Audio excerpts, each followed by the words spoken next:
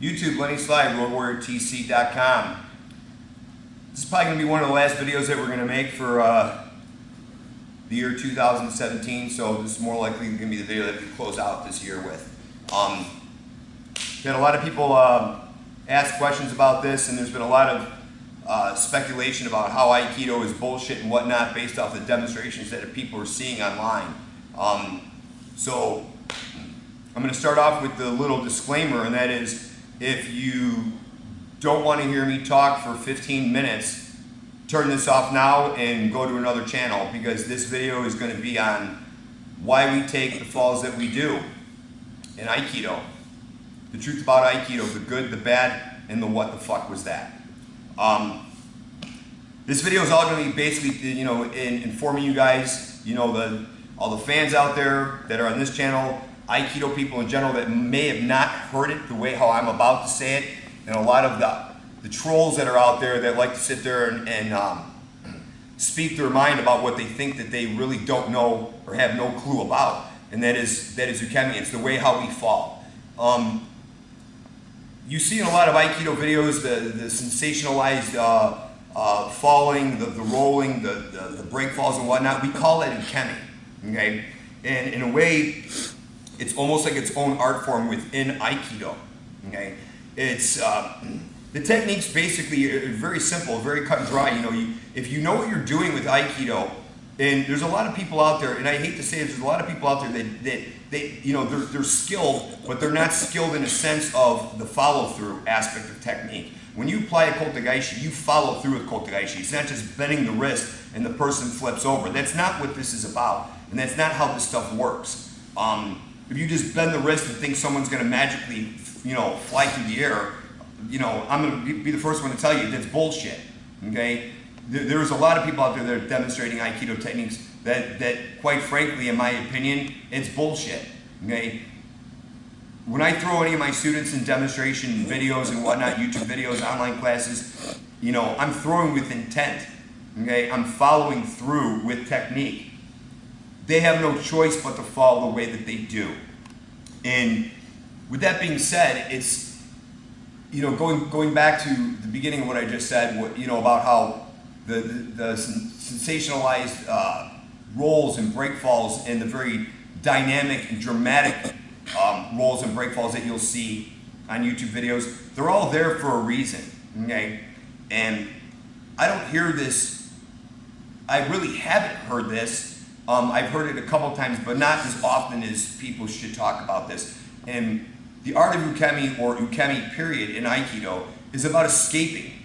Okay? It's about escaping injury. It's about escaping the wrist lock. It's about escaping a joint lock, an elbow lock, whatever. An elbow, being thrown, with an elbow throw, or iri minage, or AKA the clothesline technique across the neck. It's about escaping, physical injury. That's what it's about. And I don't think it's talked about enough, and I don't think a lot of people go into detail about it, because I don't think really people understand that the point behind this is for that reason, and mainly for that reason, so you can get back up and you can continuously practice the technique over and over and over. And how does this relate to the real world? I'll tell you how it relates to the real world. In the real world, no one is going to know how to respond to a kotegaishi, a nikyo technique, a clothesline iri minage technique, a kokyu nage technique, any type of judo fall, for example, makiotoshi or whatnot. They're not going to know how to respond to that. Okay, and one good way of putting this is, if you look at Brazilian Jiu-Jitsu back in the day when it first came onto the scene through UFC. One of the reasons why Royce Gracie was so successful, and this is my opinion, is because people didn't know how to defend against Brazilian Jiu-Jitsu, because they were the only ones that were doing it. Royce Gracie was cleaning house, man. He was kicking ass all over the UFC. He was beating guys that were twice the size of him. He was submitting people left and right, and he was half the size of what these people were, and he was still winning, because nobody knew how to defend against it. They didn't know what was coming. They didn't know what entailed within BJJ. Okay? It was relatively new. Not a lot of people knew about it, especially without it being shown in UFC, because I never heard about it until I saw it in UFC. And I think that was probably most cases for most people, they didn't know what it was. And it goes hand in hand with Aikido in that same context. Most people do not know how to defend against Aikido technique when Aikido technique is being performed with full power, full follow through, with full intent. They don't know how to defend against it. Okay? And I can see where everybody comes from with the whole aspect of, oh, this is bullshit, that's bullshit, this is bullshit, that's bullshit, that doesn't work, this doesn't work. Joe Rogan, that's, there's a bunch of fuckery going on. That shit doesn't work. Well, how many classes or how long have you trained in Aikido, Joe Rogan? 0. You've done fucking 0. All the guys out there that want to talk shit about Aikido and say that it's bullshit, how many Aikido classes have you gone through with somebody that's skilled enough to show this to you? How many classes have you gone through? Probably none. So everyone's basing their opinion of Aikido being bullshit off of Joe Rogan because Joe Rogan said so. He's a celebrity, so he must know. Joe Rogan doesn't know shit when it comes to Aikido, okay? Because he's a fanatic MMA BJJ fan, and I get that. Like I've said in previous videos, I love watching that stuff. I'm a big fan of MMA. I'm a big fan of BJJ. I think this stuff is great. But when it comes to the Aikido side of it, and when people talk down on Aikido and like I said, and say this doesn't work, that doesn't work, where are you getting your knowledge from? Where's your experience on how it doesn't work and why it doesn't work? What makes you think that? Just because you're watching a video, it's a demonstration of technique. That's what it is. If I demonstrated technique with Rod or with Bob or with Chris or with Frank and no one took Ukemi, they all better be there for that filming because I'm going to be going through the next guy, through the next guy, and to the next guy. Because one application of Kotegaishi is going to definitely affect them to the point where they're not going to want to feel that pain again. And can't do that. When you're trying to teach the art, you're trying to progress the art to something more than what it is today. And it seems like I'm the only one that's really doing that. There's a lot of guys that have black belts in Aikido and they've moved on to BJJ. Why did they abandon the martial art? Because it didn't work. It didn't work, or it didn't work for you. Okay? It's not the art that doesn't work, it's the individual that's the vehicle to make the art work. If it doesn't work for you, you get frustrated, you leave, you go somewhere else, you start doing something that's new or something that's more applicable for you or something that's easier for you to learn. Now, it's no secret. Aikido is a very intellectual martial art. It's very difficult to understand. It's very hard to learn even the basics of movements. It's not an easy thing to grasp because there's a lot of internal connection between you and your uke and whatnot, and that's a whole nother video in itself, and it'll probably take me 5 hours just to explain that to most of you so you guys would understand. That's not the whole point behind any of this. Okay? The guys that started off doing Aikido that jumped ship, their Aikido didn't work for them. Okay, my Aikido works for me. It works for my students. It's because of the way how I present it to them. It's the way how I teach them. It's the mindset that I instill in them. It's follow through, intent. When you're applying a wrist lock, you intend to make that wrist lock work. Now you got the traditional side of Aikido people that, it's all about the love, peace, and harmony, and, I don't want to hurt somebody with a Kotegaishi, I don't want to hurt somebody with a Nikyo or Sankyo or whatever. You're not necessarily hurting them, okay, on purpose. It's that these techniques, these wrist locks, these joint locks, they're designed to hurt when properly done with little power on your end of application. Now, when you do obviously drop the throttle a little bit and more intent, yeah, it hurts tremendously.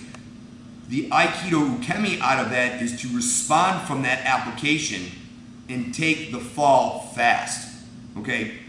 There's no mystery behind Aikido. There's no magical technique that I'm making people flip over, okay? Yeah, you're using somebody else's energy and the momentum from their attack, reversing it, redirecting it back into them, and throwing them that way. But here's the secret behind it, okay? They're absorbing this technique. They're responding to what you're doing, okay? And from the Aikido context, when you see this, you think that they're throwing themselves to make the person look good. The person that's throwing look good. That's not the case here, okay? As I apply a Kotegaishi, that person that I'm applying it to, they're either gonna move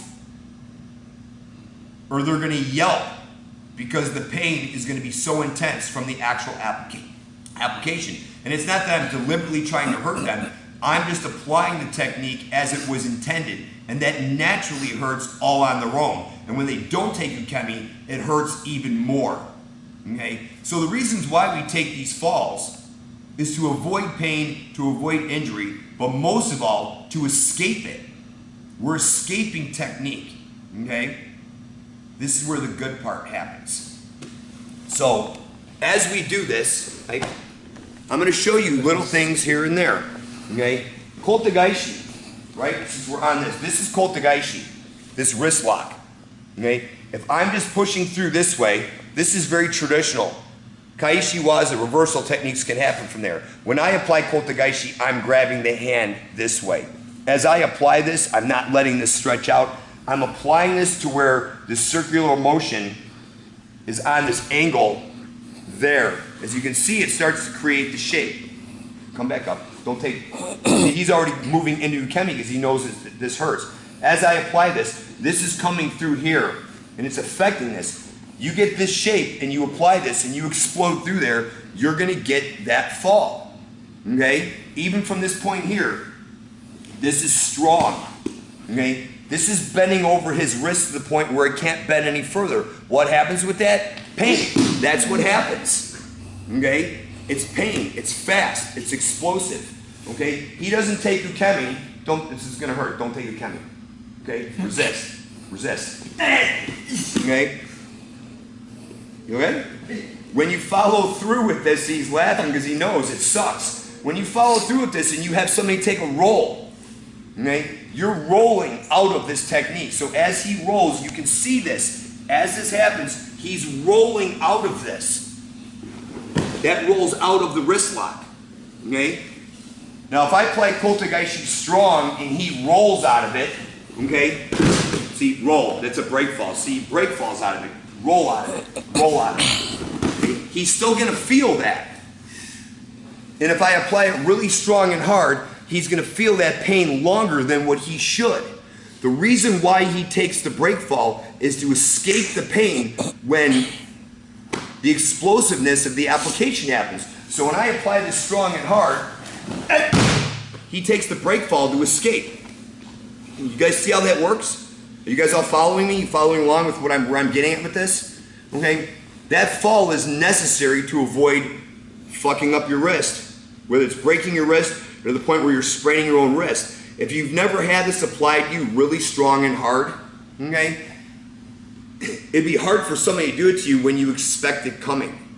When you know that it's coming, you're going to resist this immediately. In the real world, you don't know it's coming. So when this gets applied, this is screaming at you because of pain. Most people are going to crumble. They're not going to turn and fall. They're not going to roll. They're not going to flip. Why? Because they don't know how to respond to it. They don't know how to respond to the technique. Okay? So the technique in itself right there is 100% applicable for that purpose, for that reason. Okay? It will work, and it will work extremely well when somebody knows, or excuse me, when somebody doesn't know that it's going to happen. It's not like you're going to go, hey, I'm going to throw you in Kotegaishi, this wrist lock technique. I'm going to throw you in this right now. You ready? Naturally, he's going to tighten up his wrist. And then you're going to be fighting to do this. And then here comes the punch. Bam, bam, bam. But when he doesn't know that it's coming, this application happens really fast. And pain is going to stop you from thinking about punching them in the face with your other hand. When your wrist is getting bent over to the point where it's ready to snap, you're not thinking punch, you're thinking survival. How do I get out of this before this breaks, right? So you look at another application, okay? Nikyo. This Nikyo application is extremely painful on the small joint. Extremely painful. You have it there, you have it here, you have it here, you have it here, and you have it here. You have to keep this small joint locked. You keep Nikyo locked as you apply this. This stays stationary as you take this hand and you go against the grain of how this can anatomically move. Now you can move it this way all day long. But once you get to here, it stops. It can't go any further. So as you apply this, pain starts to happen. And it happens very sharply. And it's brutal.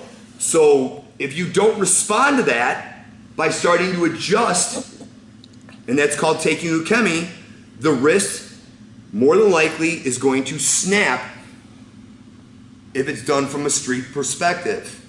Obviously in the dojo, people aren't getting their wrists broke, their elbows dislocated, their shoulders dislocated, because they're responding. They're responding to take Ukemi. So when this happens, in this aspect of this, they move. And then you can continuously move with this and put them into a pin or whatever, okay? So you have to look at that as the application in the dojo is different than the application on the street, because the people on the street don't know how to respond to it, okay? They don't know. So you have these big falls and everything else, and oh my God, look at that, it's bullshit. That guy's, it's all staged, it's all fucking demo. It's a demonstration, absolutely. But you gotta understand that the demonstration also is for the safety, the Ukemi is for the safety of the person that's attacking you. Okay?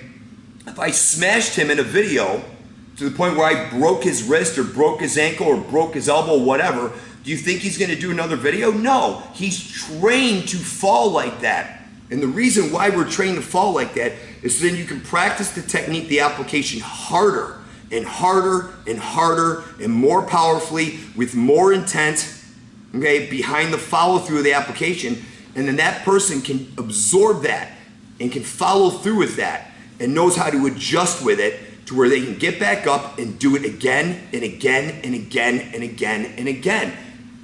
And that training leads to when roles get reversed and now I'm attacking him, he can do the same thing to me, and now he's working on his ability to apply and follow through a technique, whatever it may be. And that is how we build our power. That is how we build our strength. The Ukemi is for us, okay? It's for the dojo. It's for all the people that train in Aikido. Ukemi is for us. It's meant for us so we can get back up and do it again and again and again and again and again.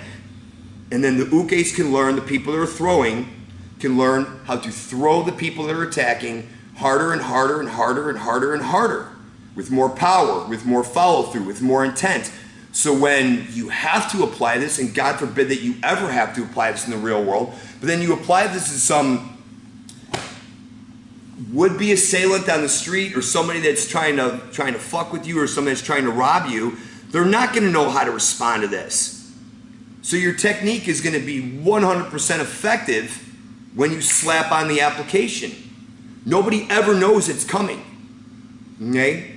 No one ever knows. Just like with the BJJ guy, gets into a fight on the street with somebody, no one's ever gonna know that that guy's gonna go for a single leg or double leg takedown and dump that guy, and next thing you know he's gonna have him in an arm bar and bust out his elbow. No one's ever gonna see that coming because it's gonna happen so fast. So why is that so effective and this isn't effective when it comes to the real world? Okay? It's the same principle, it's the same thing. I'm sure BJJ guys learn how to roll, I'm sure they learn how to fall, they learn how to take break falls. It's all part of the training. Judo people do the same thing. Daito do Aikido Jiu-Jitsu people, it's the same thing. The Ukemi, the falls, all of that, again, is for our benefit so we can get back up and continue training over and over and over. Now when you look at it from this aspect of, yes, is a wrist grab, his left hand on my hand, how realistic is this? I'll be the first one to tell you, this is the biggest bullshit form of attack that there is in Aikido. It's the most simplest, but this is a training, this is for training principle. This is the simplest form of attack. How can you do Nikyo from here? All kinds of ways. You can do Nikyo, you can do Sankyo, you can do Yubidori, you can cut, do whatever you want.